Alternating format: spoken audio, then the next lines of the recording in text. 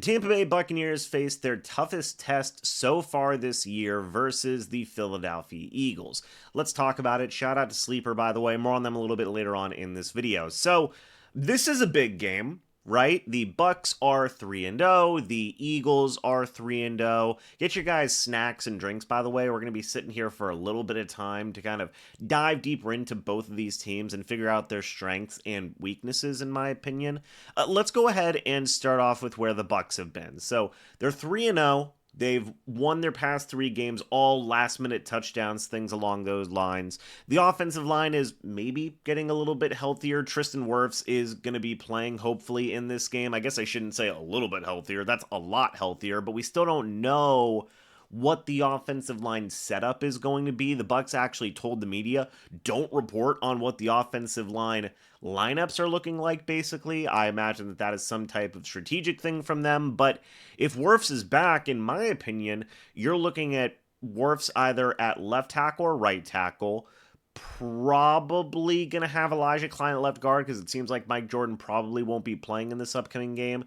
I think you're still probably going to have Ben Bredeson at center, maybe Dan Feeney at right guard, and then Graham Barton either at right tackle or left tackle. So that is better than what it has been, in my opinion. And whenever we take a look at the Bucs offense versus that Eagles defense, a big piece, which I talked about in a video earlier this week, is that Nolan Smith is not going to be available for the Eagles. Now, they are still a very deep defensive unit with Moro Ajomo, Jordan Davis, Jalen Carter, Zadarius Smith. You also will have Jalix Hunt in there, Azeez Ojulari, Joshua Uche. These are all guys that are on that pass rush for the Philadelphia Eagles. But getting Wirfs back is irreplaceable, right, in terms of the overall boost that that can give to your offensive line. Another thing I do want to note here is that in terms of rushing defense, the Eagles actually have the 24th ranked rushing defense in the NFL, whereas the Bucs actually have the 7th ranked rushing offense in the NFL right now. So that's something that they can use to their advantage. I look at guys like Bucky Irving and Rashad White as guys where, hey, yeah, they can certainly step up in this situation. Bucky Irving didn't necessarily have a great week last week, but with the return of Wirfs, maybe with the reshuffling of the offensive line, you could begin to see that running game grow and improve. And of course, the scrambling of Baker Mayfield, he has 116 rushing yards so far this year. He's second on the team in rushing, everybody.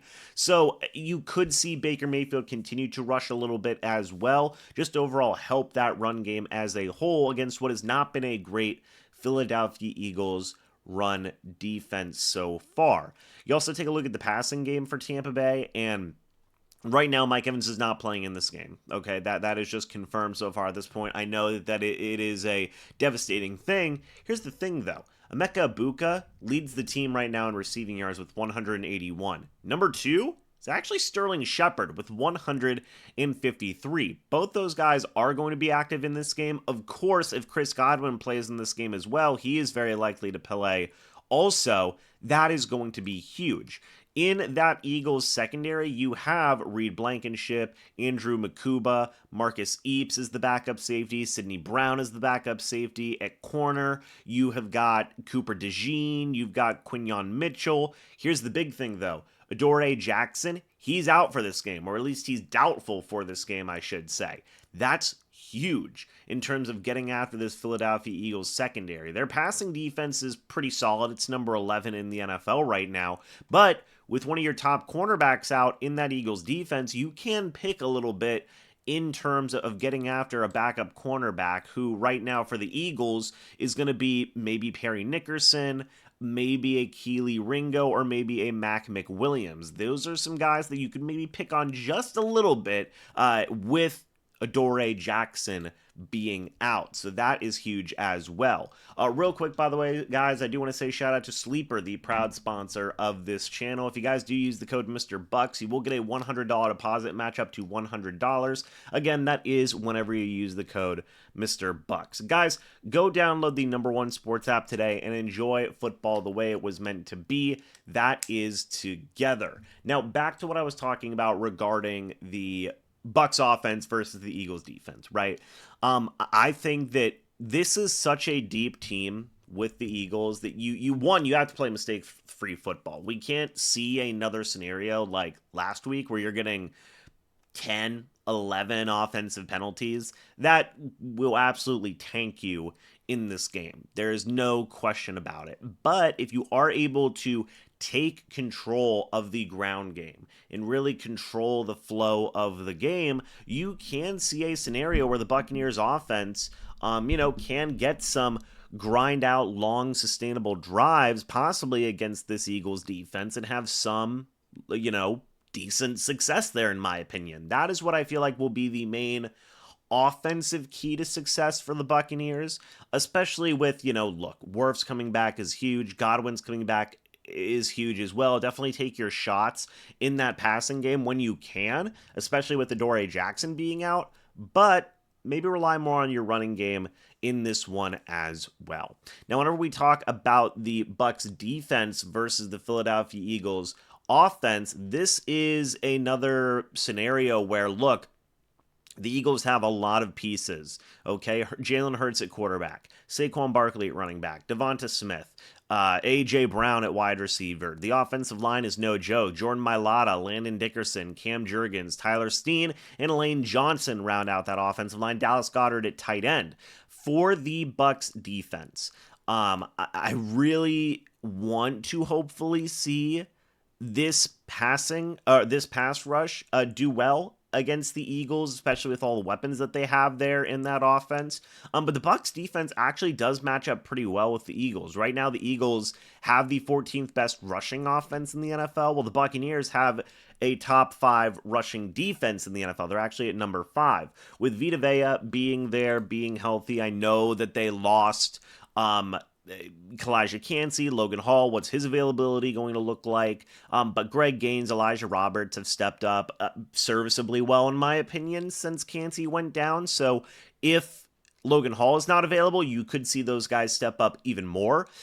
With Vita Vea and, guys like Yaya Diaby and stuff like that, you are always going to have a solid run defense, in my opinion. And this is one where if you can slow down Saquon Barkley, if you can slow down Jalen Hurts and his running ability, that's going to be a pretty decent chance to win this football game. And look, Barkley has had a rough start to this year. He's averaging 3.3 yards per attempt, everybody, at 194 yards. Jalen Hurts, he's doing pretty good. I mean, 117 rushing yards this year, 4 rushing touchdowns. That's obviously because of the tush push. And a lot of people wanted to see the meme where it's like, hey, get Desmond Watson out there with Vita Vea and stop the tush push, LOL. This will be fun, funny moment, haha. But they're not elevating Desmond Watson to the active roster, okay? Whether you agree with that or disagree with that, that's what's happening. And, they still have a good run defense, right? They still do. And I think that that's going to be such a big key to defeating the Eagles here. And look, if everything that I'm saying does happen, it will be a close game. Both these teams have played in very close games. All 3 games for both teams have all been decided by 1 score. That's real, right? Each team of their 3 wins have all been decided by 1 score. That is just a real thing. So I could see a very similar scenario happening. And I think that the Bucs' best strategy to win this game is to beat the Eagles at their own game. They're very similar teams. Hey, we're going to control the ground game, take some shots in the passing game when applicable, and play good run defense whenever we can, or at least try to play good run defense whenever we can. In the face of the Eagles, they don't have as good of a run defense as the Bucs, but just keep games close and be scrappy and stuff like that. So they're very similar in those regards. Right? That's the Bucs' best chance, in my opinion, is to go out there, look, cover well, because A.J. Brown and Devonta Smith can absolutely wreck you, but go out there, try and contain Saquon Barkley and Jalen Hurts in that running game, and do well in your running game as your own. And take some shots when you can with Godwin, with Ibuka, with Sterling Shepard, especially with the offensive line being a little bit healthier. couple of interesting more notes for me, everybody. I always do like talking about like former Eagles playing on the Buccaneers roster or former Bucs playing on the Eagles roster. So just kind of going through the roster right now for the Bucs, there isn't a ton of former Eagles. I do want to say that. Obviously, the big one is Hassan Reddick. He played for the Eagles for a few years, was very, very good for Philadelphia. So that is a situation there worth paying attention to. Nice little revenge game possibility for Mr. Hassan Reddick. For the Eagles, Fred Johnson, former Buccaneers offensive lineman, he is a backup on the Eagles right now. Aside from that, not really. I mean, there's a ton of people I wish that were on the Bucs. Jahad Campbell, I wish, Azeez Ojulari, Josh Uche. But really, there's no former Bucs on this roster, I believe, from the look of it. Interesting. So there's only one possible revenge game here. That is for Zadarius Smith, or not Zadarius Smith, Yaya Diaby. Gosh, Hassan Reddick. It's Hassan Reddick, everybody. I'm just naming all the pass rushers that are not Hassan Reddick.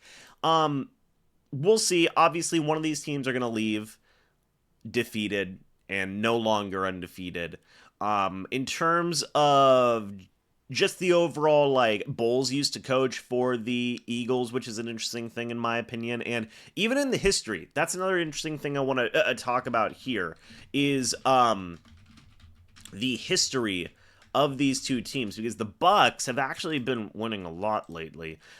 During the series, the 24 times these two teams have played each other, the Bucs are 13-11 against the Eagles. In the past 5 times these two teams have played, the Bucs have won 4 out of the last 5 times. The Bucs last won 2 times in 2024, 32-9 in January. That was whenever they won in the playoff game, and 33-16. That was in the regular season last year. It literally a calendar year ago last year. It's kind of crazy.